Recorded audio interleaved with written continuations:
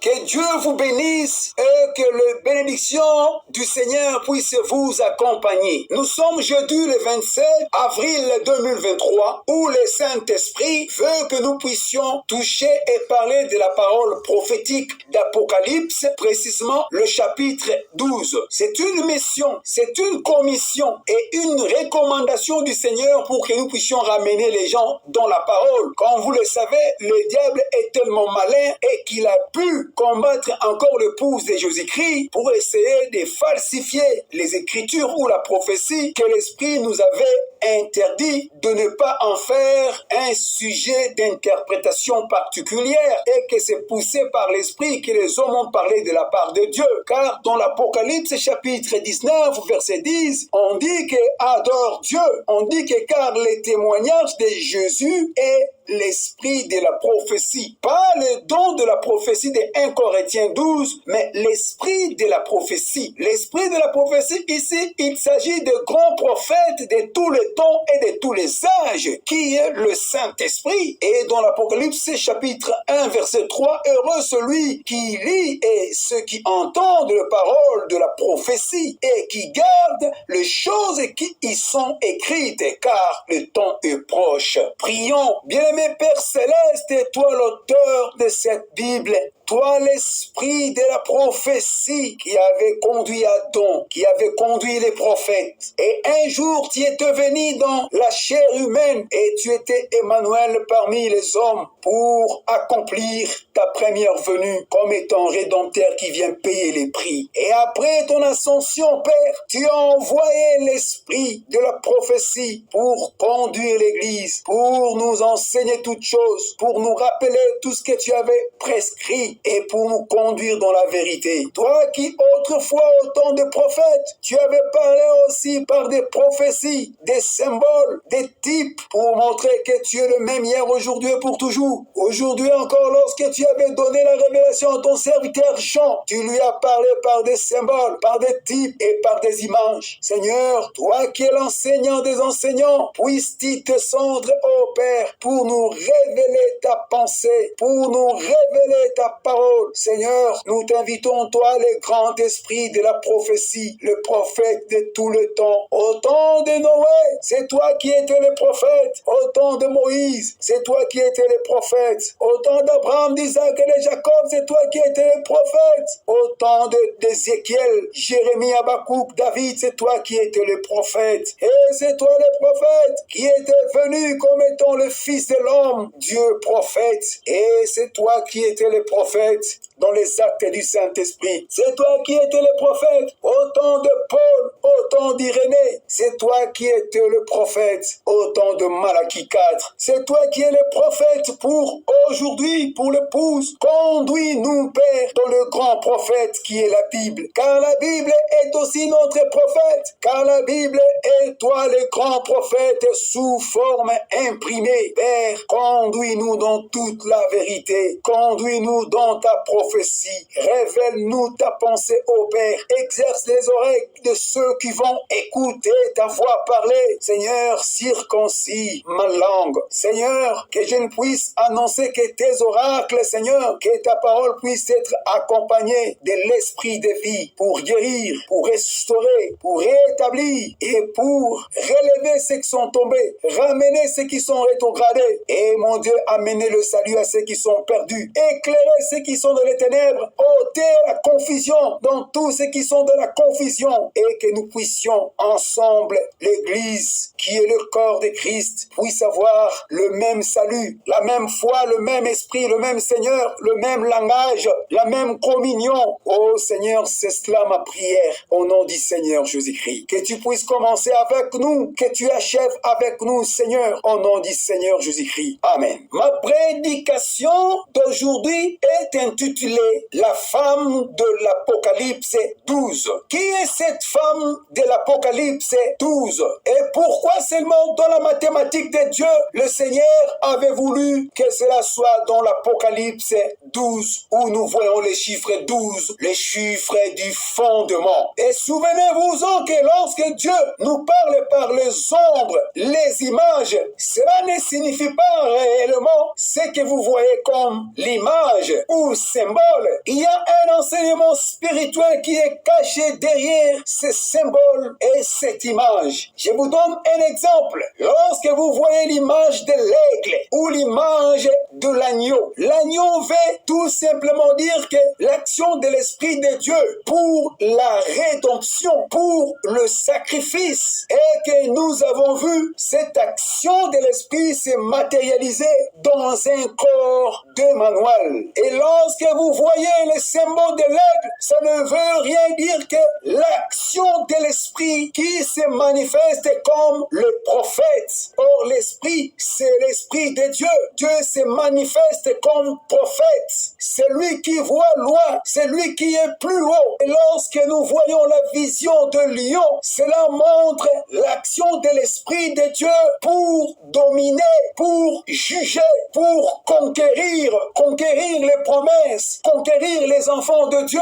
conquérir le racheter et pour repousser le faux lion qui est notre ennemi, qui rôde tout autour de nous comme un lion rugissant, cherchant qui il va dévorer. Et quand nous voyons l'image de l'homme dans l'Apocalypse chapitre 4, cela nous montre l'action de l'Esprit de Dieu qui viendra sur la terre comme étant un homme, Jésus de Nazareth, ou l'action de l'Esprit de Dieu qui va se manifester dans un corps humain. Et si nous prenons l'Apocalypse 13, où il y a une bête qui remonte de la mer et une autre bête qui remonte de la terre, cela n'est rien d'autre que les symboles de l'action de l'esprit satanique, de l'action de l'esprit de l'ennemi, Satan le diable, qui se matérialise parmi les nations de la terre. Et de même, lorsqu'il y a le symbole dans l'Apocalypse 12, où il est parlé d'un grand signe apparu, le dragon, ce n'est que l'action de Satan. Ça, il ne s'agit que de lui-même, Satan, le diable, que la Bible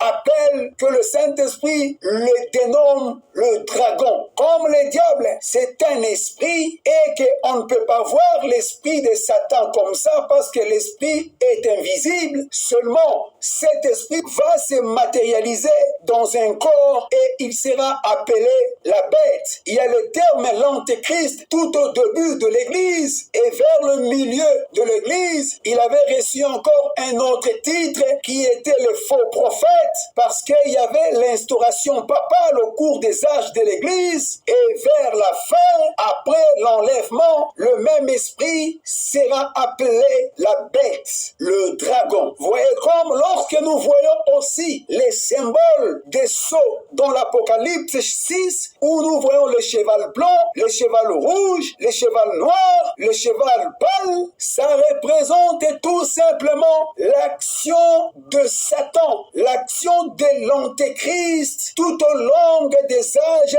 de l'Église. Et aujourd'hui, j'aimerais parler de la femme de l'Apocalypse 12. Qui est cette femme? Lisons Apocalypse 12, verset 1 à 2. Et nous n'allons pas lire tous les chapitres, mais nous parlerons de tous les chapitres. Un grand signe parut dans le ciel. Une femme enveloppée du soleil, la lune sous ses pieds et une couronne de 12 étoiles sur sa tête. Elle était enceinte et elle criait et étant en travail et dans les douleurs de l'enfantement. Que le Seigneur ajoute de la bénédiction à la lecture de sa parole. Cette femme de l'Apocalypse 12 représente l'action du Saint-Esprit. En d'autres termes, elle représente l'Église du Saint-Esprit, c'est-à-dire une église où le Saint-Esprit est en train d'agir. Et la Bible dit qu'un grand signe apparut dans le ciel. Et rappelez-vous que Malachie 4 dit que la vision, c'est le Saint-Esprit. Si c'est un grand signe, le Saint-Esprit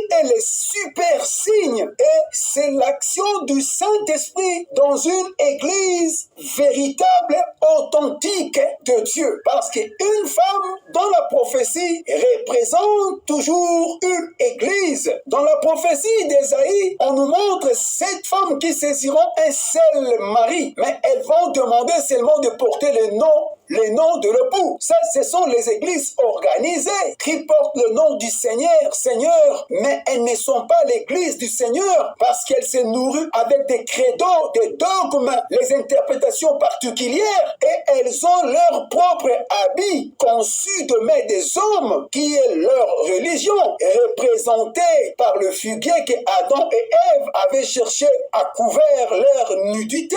C'est ce que les églises font aujourd'hui. Ils se servent de la religion comme les vêtements. Mais il y a aussi dans l'Apocalypse 17 où on nous parle encore d'une femme qui est la mère des prostituées. Celle-là aussi, c'est une église, bien sûr. Nous en parlerons d'elle avec le temps. Mais ici, dans l'Apocalypse 12, il est question d'une femme authentique et véritable. Et je le dis et je le répète que ça puisse entrer en vous, c'est l'action de l'esprit. Puisque l'église avait commencé dans les actes, et là nous voyons de Pierre, de Paul, de Jacques, mais cependant, ce sont les actes du Saint-Esprit. C'est que l'église est le Saint-Esprit. L'église est le corps du Saint-Esprit, le corps de Christ. Dans Colossiens 1, verset 24, il est dit que le corps du Seigneur, c'est l'église. Je voudrais que nous puissions représenter mentalement le corps du Seigneur Jésus-Christ lorsqu'il marchait à Jérusalem dans les évangiles. Son corps entier était la parole faite chair. Je me permets de dire ceci par révélation. Ses ongles étaient la parole. L'eau de son corps était la parole. Le sang de son corps était la parole. Ses dents étaient la parole. Ses cheveux étaient la parole. Son bras, ses pieds, son tronc, ses épaules, tout était la parole. Et lorsque la parole a été sémée, lorsque son corps, la parole, a été sémée en terre et qu'il était ressuscité et il est redevenu comme étant le Saint-Esprit, tout son corps était le Saint-Esprit. Son bras était le Saint-Esprit. Ses ongles étaient le Saint-Esprit. L'eau de son corps, le sang de son corps, ses cheveux étaient devenus le Saint-Esprit. Et lorsqu'il s'était subdivisé, son esprit, son corps était subdivisé pour entrer dans les âmes des élus. Et toutes les âmes ou chacune d'âme d'un élu était venue de Dieu. Et qui est Dieu? C'est Elohim lui-même, le Saint-Esprit. Donc, les âmes des élus étaient prédestinés pour communier, signifier, pour s'unir avec le Créateur ou son Créateur qui est le Saint-Esprit. Et lorsque son corps, j'allais dire, ses membres qui représentent aussi le Saint-Esprit ou tout son corps représente le Saint-Esprit, descend, entre dans chaque âme des élus. C'est ça ce que nous appelons le baptême du Saint-Esprit. Et chacun de ces élus devient ce qu'on appelle membre du corps de Jésus-Christ ou membre du corps du Saint-Esprit. Cependant, lorsque nous mourons, nous les hommes, ces élus, notre corps retourne à la poussière de la terre.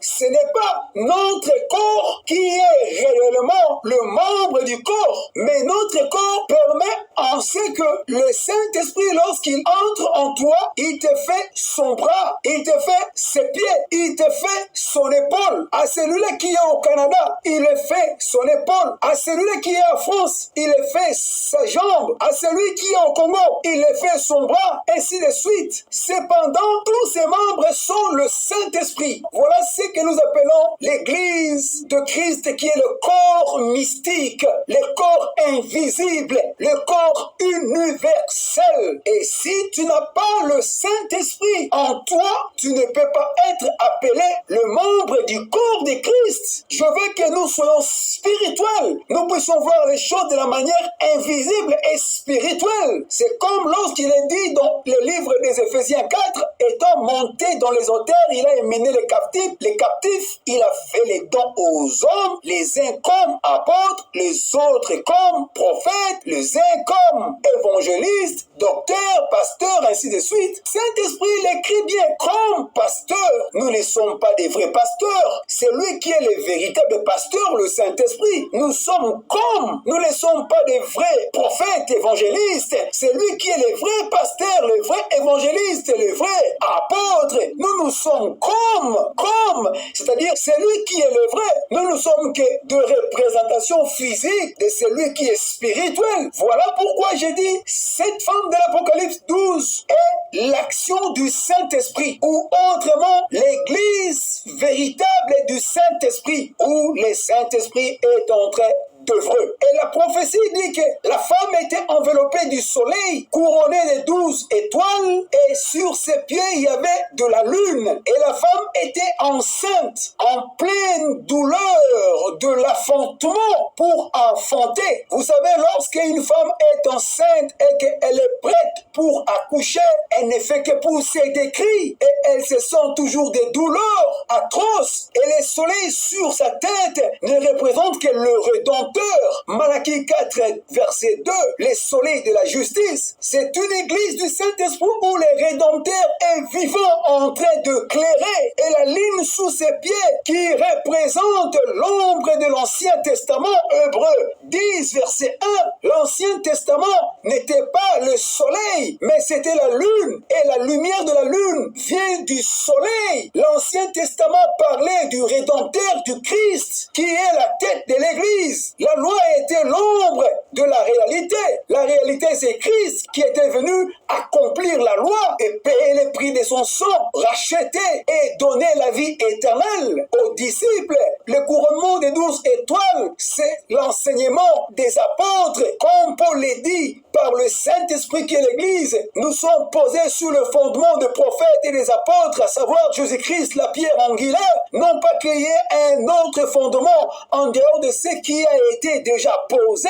Cette femme de l'Apocalypse 12 représente l'action du Saint-Esprit qui était avec les prophètes de l'Ancien Testament, qui prédisait de la venue de la lumière du monde, le soleil de la justice. Le soleil de la justice veut dire la vie manifestée de la parole des prophètes qui était Christ. Et cette femme de l'Apocalypse 12 représentait encore l'action de l'Esprit dont Emmanuel dans les 4 évangiles. C'est cela qui est représenté par le soleil. Je suis la lumière du monde. Il est dit plusieurs fois dans les 4 évangiles. Et cette femme de l'Apocalypse 12 représente l'action du Saint-Esprit dans les 12 apôtres, pour dire que tout n'est que l'action de l'Esprit. Et ce qui peut faire qu'une église puisse être une église véritable, c'est lorsque l'action de l'Esprit se manifeste. Et l'action de l'Esprit, que cette femme était grosse, et que je crois qu'avant que le Fils puisse être né,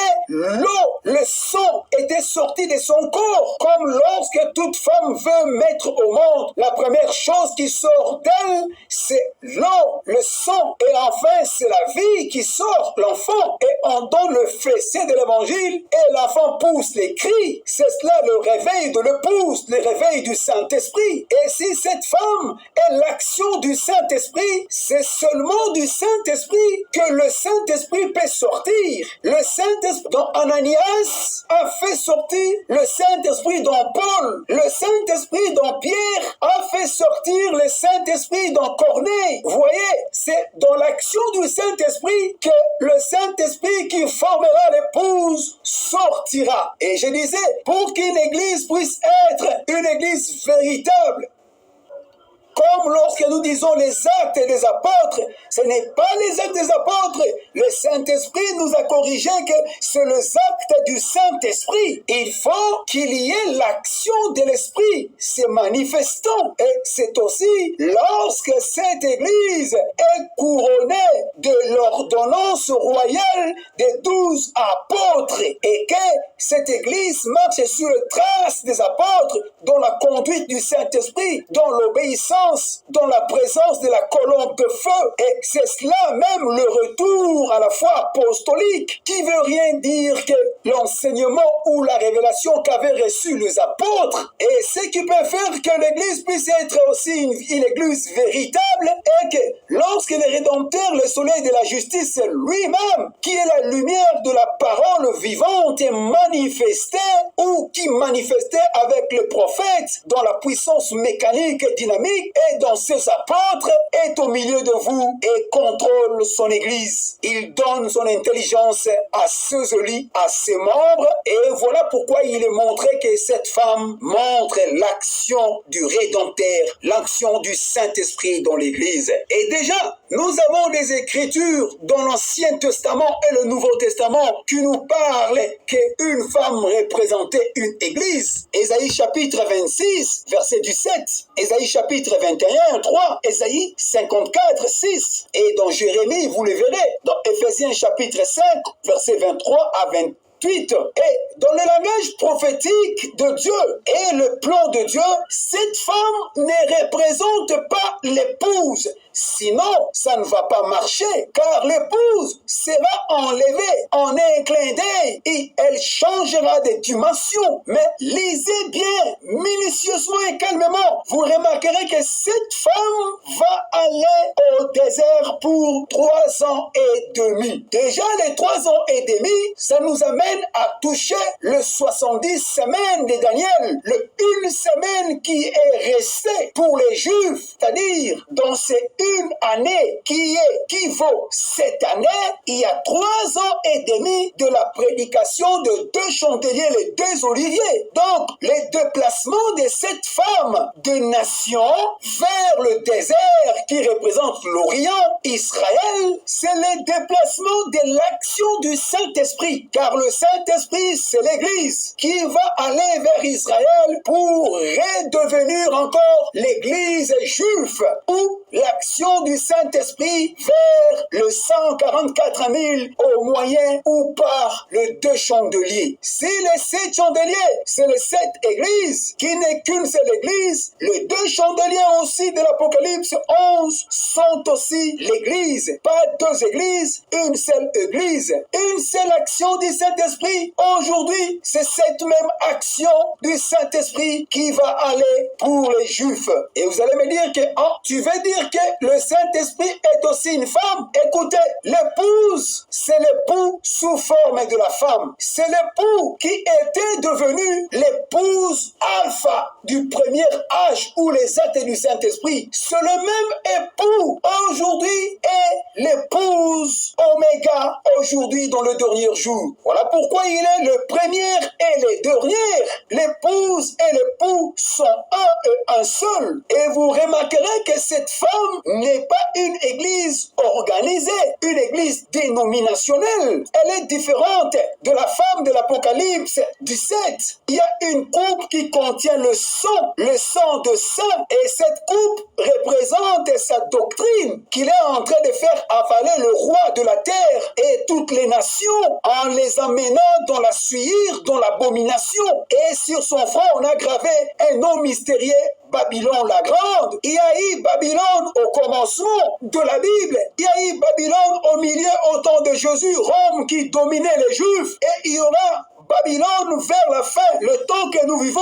Il y a Babylone qui est là en train de dominer le roi de la terre et les nations en donnant ses enseignements aux nations, en les amenant dans l'ivresse de ses enseignements. Et cette femme de l'Apocalypse 17, c'est elle qui gouverne les nations. Et elle a sa fille, vous la connaissez, le Conseil mondial des églises. J'entrerai pas là-dedans, mais cette femme de l'Apocalypse 12, elle est la véritable Église, assise sur les enseignements et l'action du Saint-Esprit des apôtres. Et ce qui est encore remarquable est que cette femme était enceinte. Et Paul, qui était l'un des membres de cette Église, qui avait l'action de l'Esprit en lui, il poussait les cris, il avait les douleurs de l'enfantement. Et je le dirais aussi, Pierre avait les douleurs de l'enfantement, Jean avait les douleurs de l'enfantement. Au cours des âges, il y avait les douleurs de l'enfantement. Et Malachie 4 avait les douleurs de l'enfantement. Aujourd'hui encore, l'épouse est dans les douleurs de l'enfantement. Nous poussons les cris. Il est question de quels cris? Et pourquoi nous poussons les cris? C'est pour que Christ, le Saint-Esprit,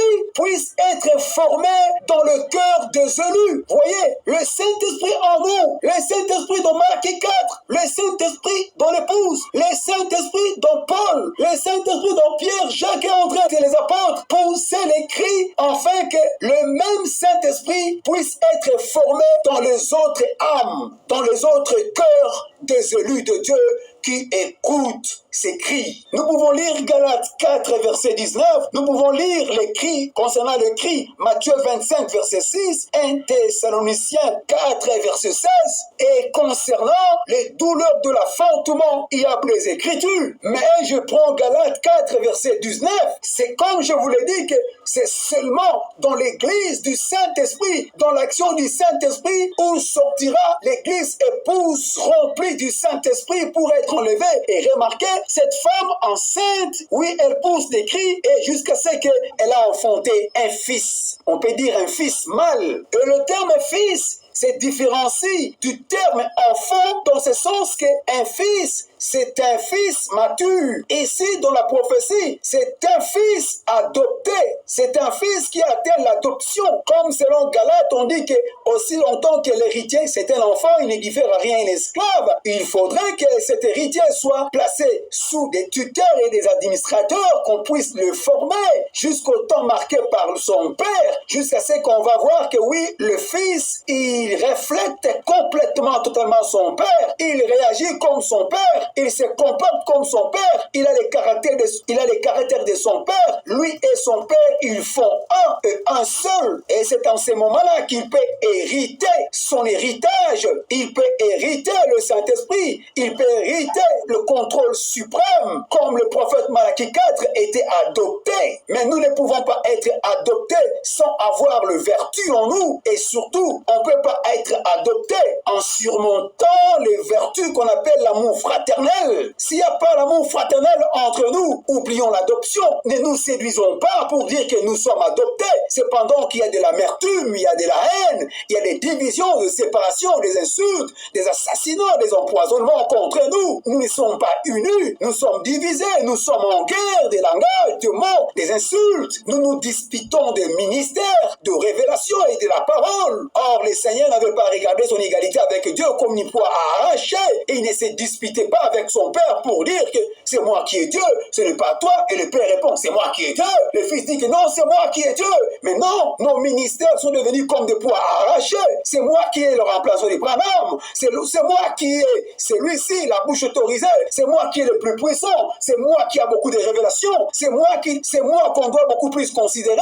C'est moi qui est l'ancien. Mais c'est moi qui est prophète. Mais c'est moi qui manifeste plus. Voyez, c'est le diable qui est là. Et la femme de l'Apocalypse 12, qui est l'action du Saint-Esprit, donne naissance à un fils. Et lorsque le dragon, Satan, le serpent ancien, voulait attaquer à ses fils, l'Écriture dit, les fils fit enlever. C'est l'unique chapitre de l'Apocalypse où il est parlé de ce terme enlevé. Or, c'est le sujet d'aujourd'hui, l'enlèvement qui sera enlevé. Mais c'est l'Église. Ce fils mâle représente la troupe de vainqueurs, l'ensemble de l'épouse. Et dans Apocalypse chapitre 4, il a été dit à Jean, monte ici. Et Malachie 4 dit, Jean représentait toute l'Église épouse qui entendra la voix de l'impératif de l'archange. Monte ici. C'est comme devant la tombe de Lazare, la même voix de l'archange. Sors Lazare. Et cette voix va revenir encore de nouveau pour ressusciter le mort, premièrement, afin que nous qui serons restés les vivants, nous puissions être changés en un clin d'œil ensemble et partir pour l'enlèvement. Et dans l'Apocalypse 4,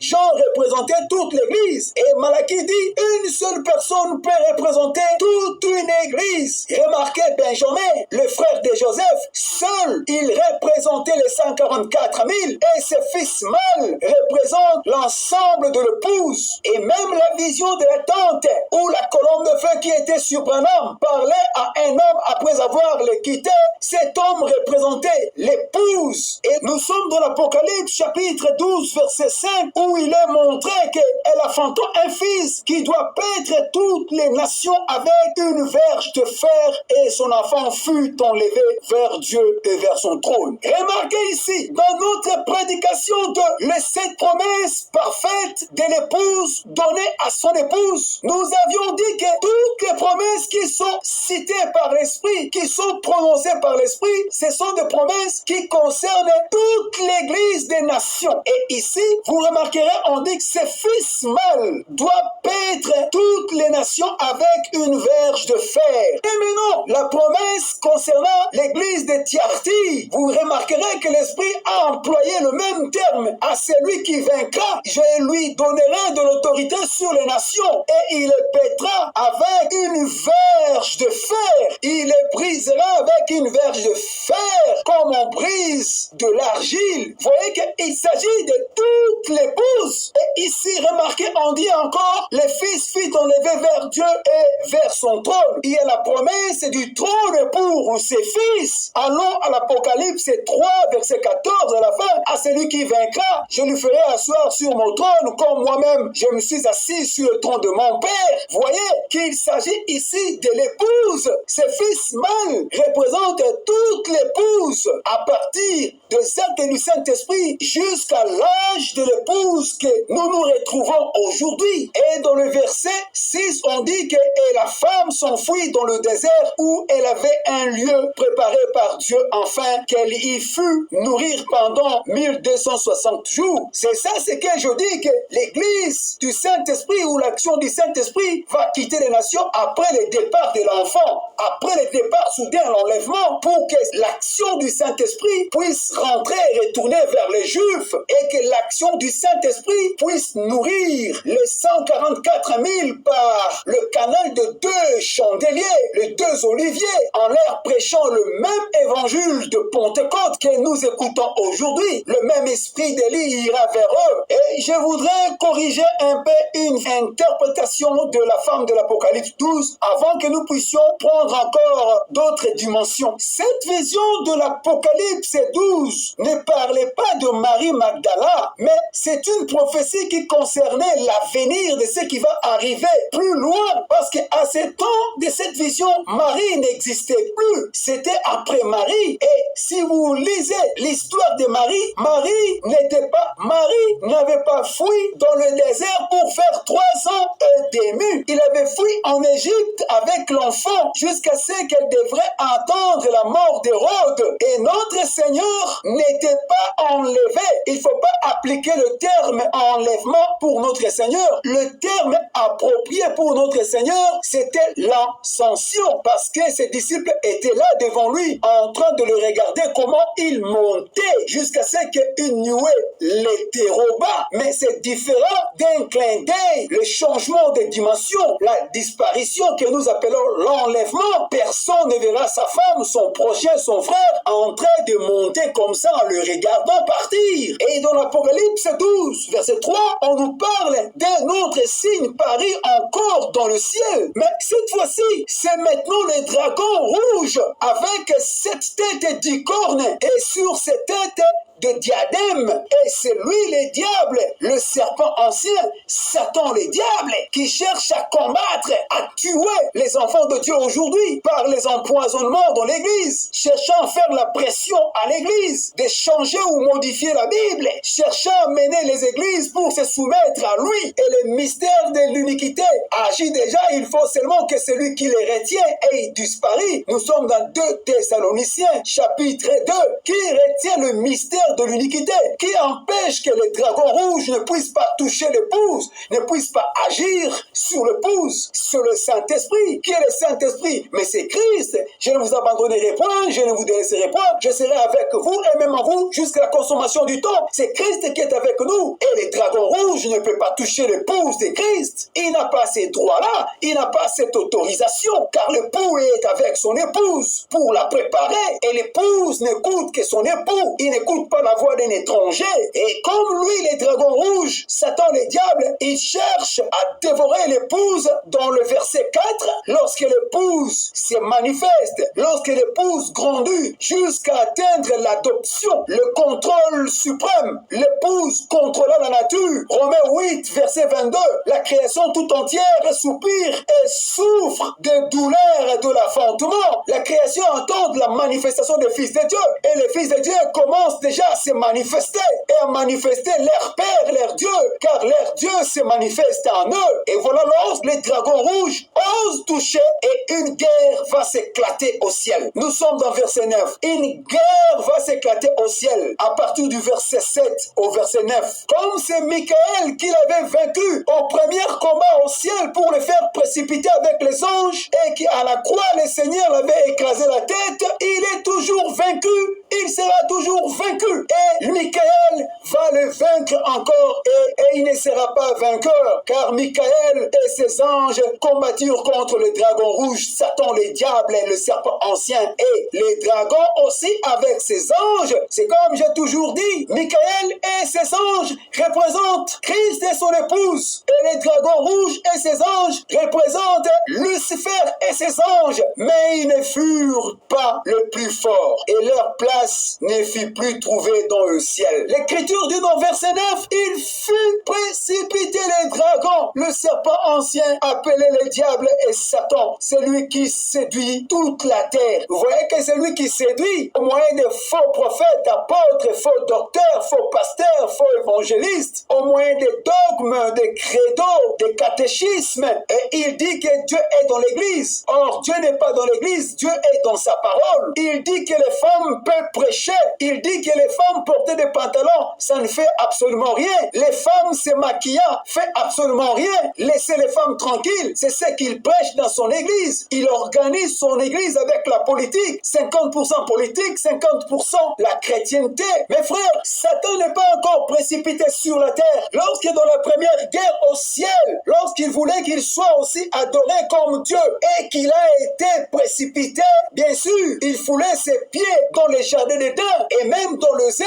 Mais lorsque le Seigneur était venu sur la terre, depuis la croix de Golgotha, qu'il avait été écrasé, dépouillé, et que le Seigneur est encore sur la terre, il ne peut pas partager la terre avec le Seigneur, dans ce sens qu'il est sur la terre, le Seigneur est sur la terre. Non, ceux qui sont sur la terre, ce sont ses serviteurs, ses acolytes, ses faux prophètes, ses faux pasteurs, évangélistes, docteurs, apôtres. Ce sont ses serviteurs, des francs-maçons, des magiciens, des sorciers. Mais lui-même, Satan, le diable, les dragons rouges, il est dans le désert que nous appelons le ciel. Et bientôt, on va les précipiter sur la terre. Regardez ces serviteurs, comment ils font son marketing. Ils disent, la bête arrive bientôt. Et je vous avais parlé de ces grands télescopes que l'Église catholique a construits là-bas, sur le mont Graham, dans l'État d'Arizona. Ils se sont disputés de cette montagne qui appartenait aux Indiens, sur laquelle les Indiens adoraient leurs ancêtres.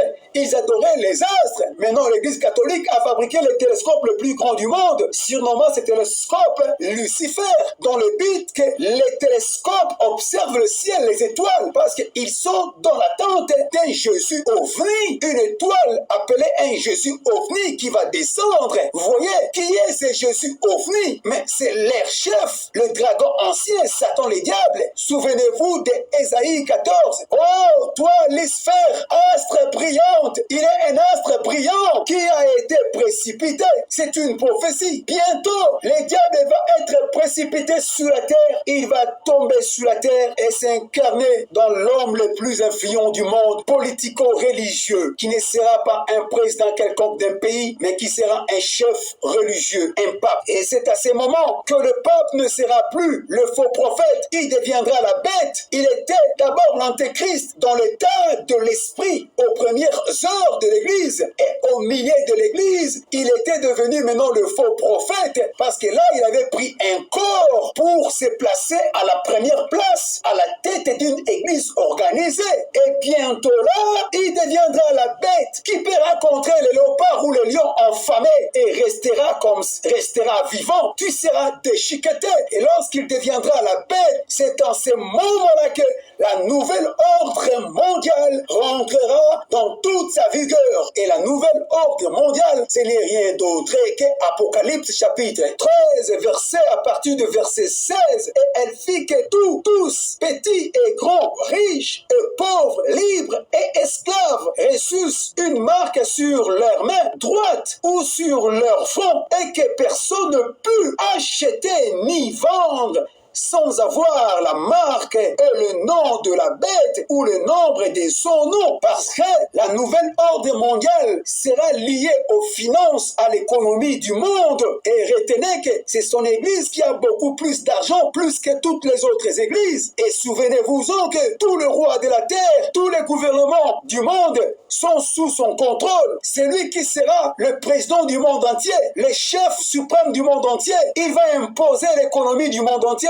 Il va imposer tout le monde par son système. C'est lui le dragon rouge qui gouverne la Russie. C'est lui le dragon rouge qui gouverne l'Europe, l'Amérique, qui gouverne l'Afrique, l'Océanie. Rome se trouve dans toutes les nations de la terre. Dans toutes les nations de la terre, Rome est là présente. Bientôt, le Seigneur va les faire précipiter sur la terre. Et l'Écriture dit, dans verset 10, et j'ai entendu dans le ciel une voix forte qui disait, maintenant le salut est arrivé et la puissance et le règne de notre Dieu et l'autorité de son Christ, car il a été précipité, l'accusateur de nos frères, c'est lui qui les accusait devant notre Dieu jour et nuit. Et cependant, lorsqu'il accusait, l'avocat était là pour défendre notre cause. Christ, notre avocat, lui-même étant le Père, notre juge, qui a commencé son jugement dans sa maison, et sa maison c'est nous, et lui-même il intervient comme l'avocat pour prendre notre place, défendre notre cause, parce que nous avions accepté l'œuvre du calvaire,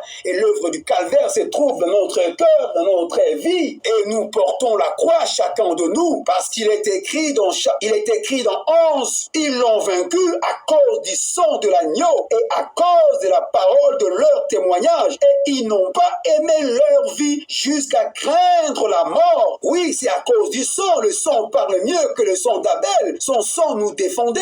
Son sang était notre pare-choc. Son sang était le pare-choc entre nous et Dieu, entre les accusations du diable et Dieu. Et notre témoignage, c'était Christ. Et nous parlons, et nous, Christ, et nous parlions de la parole de Dieu. C'est cela notre confession. Nous parlons, nous avons cru en Christ. Et c'est pourquoi nous parlons de Christ. Nous n'avons pas donné beaucoup plus à l'importance de notre vie, car celui qui vit en moi est plus grand que celui qui est dans le monde, et c'est Christ qui vit en moi, Christ en moi, l'espérance de la gloire. En ce moment où il sera précipité, nous ne serons plus sur la terre, nous partirons déjà. Et voilà l'Écriture dit, dans le verset 12, « Malheur à la terre et à la mer, car le diable est descendu vers vous, animé d'une grande colère, sachant qu'il a peu de temps. » Mes frères, aujourd'hui vous raconterez les diables au moyen de ses serviteurs, au moyen des esprits méchants qui sont dans le air, qui contrôlent vos pensées, qui contrôlent vos confessions. Chaque fois, lorsque vous parlez de quelque chose, les esprits saisissent cela et ils se mettent à vous contre-attaquer. Mais le temps arrive où bientôt vous allez rencontrer lui-même le diable. Il va imposer vos églises, il va imposer vos commerces, vos travails. Vous ne travaillerez pas, vous ne vendrez pas, vous n'achèterez pas, tes enfants n'étudieront pas, tu n'iras pas à l'église pour prêcher, pour écouter la parole de Dieu. Si tu ne t'entends pas encore avec lui, si tu refuses de recevoir ses réflexions, sa pensée, voir les choses comme lui, comme son église, et pratiquer ce qu'il te dira, ce que son église te dira, ce que son gouvernement vous diront, c'est le moment de ne pas rester, chercher à aller avec le Seigneur. Et vous savez, c'est nous qui sommes les seuls du monde qui donnent la sévère sur cette terre. Et lorsque Christ, le Saint-Esprit, va quitter cette terre, c'est-à-dire partir avec son épouse pour l'enlèvement, la terre restera vide, sans sel. Essayez de manger la nourriture qui n'a pas de sel, qui ne contient pas du sel. C'est dégoûtant. Et c'est pour cela, l'Esprit dit malheur à la terre. La terre est maudite, sera encore davantage maudite. Et lorsqu'il sera précipité, il ne va plus lui rester beaucoup de temps, parce qu'il n'y a qu'une semaine qui est devant lui ici. Et 3 ans et demi, il va conclure l'alliance avec les Juifs. Et à la fin de ces 3 ans et demi, il va rompre cette alliance. Et dans Daniel, on avait lu que la guerre ira jusqu'à son extermination, c'est-à-dire l'apparition du Seigneur, conformément à 2 Thessaloniciens chapitre 2. L'apparition du Seigneur dans son éclat. Le Seigneur l'exterminera, le Seigneur le liera. Et lorsque le Seigneur va descendre avec son épouse, conformément à l'Apocalypse 19, où il descend avec une troupe de vainqueurs, là, le Seigneur vient pour arrêter le diable, le lier pendant 1000 ans et établir sa justice, administrer sa justice, récompenser le saint. Et il est dit dans l'Apocalypse 20, de 1 jusqu'à 6, que heureux ceux qui auront part à la première résurrection. C'est la résurrection qui précède le millénium. Cette résurrection est différente de la résurrection qui se fera bientôt ici, que les morts en Christ ressusciteront premièrement pour être enlevés ensemble avec et après le changement d'un clin d'œil. Et comme les dragons rouges, Satan le diable était furieux contre l'épouse depuis longtemps, depuis le premier âge jusqu'aujourd'hui, et qu'il n'avait pas pu combattre ou dévorer l'enfant, l'épouse, dévorer le fils mâle qui est l'épouse, jusqu'à ce que l'épouse puisse être enlevée, sa fureur n'avait qu'augmenté. Et lorsqu'il fut précipité sur la terre, dans le verset 13, on dit, il poursuivit la femme qui avait affronté l'enfant mâle. Il poursuivit l'action du Saint-Esprit dans l'église originale authentique. Et cette même église authentique, cette même action du Saint-Esprit vers les nations a fait naître l'épouse, le fils mâle qui fut enlevé. Et cette même église authentique, qui est l'action du Saint-Esprit, est rentrée vers les Juifs. Et les dragons s'est précipité contre cette action du Saint-Esprit, qui est l'église véritable, mais cette fois-ci avec des oliviers qui auront le Saint-Esprit en eux, pour que autre Saint-Esprit puisse naître dans le 144 000, où il y a une prophétie qui dit qu'une nation sera née, une nation naîtra dans un seul jour. Et l'Écriture dit, dans 14, et les 2 ailes du grand aigle furent données à la femme. Qui sont ces 2 ailes qui sont données à l'église véritable? Autrement, d'après la révélation que l'ange me donne, l'action du Saint-Esprit, l'église suscitera 2 ailes d'aigle qui sont Élie et Moïse. 2 ailes d'aigle ou 2 actions du Saint-Esprit pour accomplir l'action de la délivrance avec Moïse et l'action de la restauration de l'esprit d'Élie dans cette Élie-là. Et en même temps, l'action du Saint-Esprit pour prophétiser dans Moïse, dans Élie, contre les nations et contre même ces chefs qui viendra, qui va s'installer dans le temple. Ils vont les tourmenter par des plaies. 2 ailes, les 2 prophètes, les 2 chandeliers furent donnés à cette église spirituelle authentique et véritable de l'action du Saint-Esprit. Il est dit ici, c'est pendant 3 ans et demi que le temps que fera cette action du Saint-Esprit, qui est la femme de l'Apocalypse 12 dans les déserts. Dans les déserts, loin de la face du serpent, c'est-à-dire n'ayant pas fait l'alliance avec la bête, le dragon rouge, Satan dans le temple. Il est dit que de sa bouche, le serpent lança de l'eau comme un fleuve derrière la femme, afin de l'entraîner par le fleuve. Mes frères, ça, c'est ce que le dragon rouge, le diable, le serpent ancien, Satan, dans son empire romain, il va envoyer l'armée romaine contre ces 2 hommes et contre les 144 000. Mais ces 2 oliviers, ces 2 hommes vont malmener son armée, malgré qu'ils seront tués au temps voulu par Dieu. Mais ils vont tout d'abord malmener l'armée romaine. Et il est dit dans la prophétie que la terre secourut la femme, et la terre ouvrit sa bouche et engloutit le fleuve que les dragons avaient lancé de sa bouche. Ici, selon la prophétie, lorsqu'on parle de la terre, je considère Apocalypse chapitre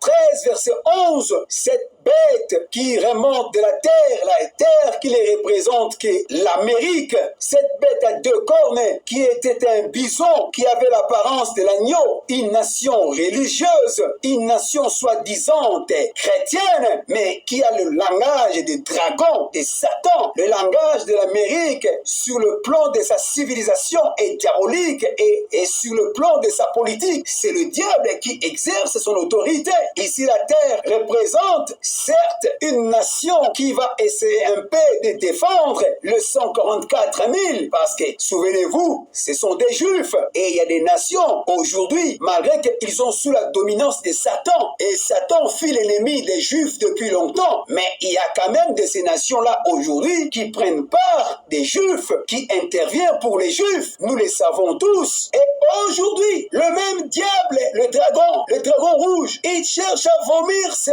os, ses paroles, en utilisant le gouvernement de ce monde avec leur armée pour essayer un peu de faire la pression à l'église. Mais ça ne tient pas, parce qu'il est dit que même si le diable s'élèvera comme un fleuve, l'esprit de l'Éternel élèvera un étendard contre lui. Et enfin, dans le verset 17, et le dragon fut irrité contre la femme, il s'en alla faire la guerre au reste de sa postérité, à ceux qui gardent le commandement de Dieu et qui ont le témoignage de Jésus. Les diables, les dragons anciens, Satan le diable, n'agira qu'au temps où Dieu lui accorde le temps d'agir. Sinon, si ce n'est pas le temps, il ne peut pas agir. Et lorsque le moment voulu arrivera, dans ce peu de temps qui lui reste, d'exercer son temps, son pouvoir sur la terre, la prophétie dit que le diable s'attaquera au reste de la postérité de la femme. C'est-à-dire, cela que l'action du Saint-Esprit, l'action de l'Église, avait donné naissance parmi les nations avant l'enlèvement et parmi les Juifs après l'enlèvement. Avant l'enlèvement, il s'agit de vierges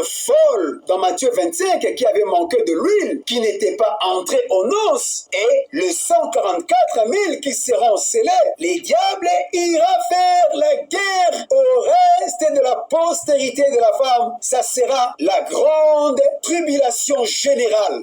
Que le Seigneur vous bénisse richement.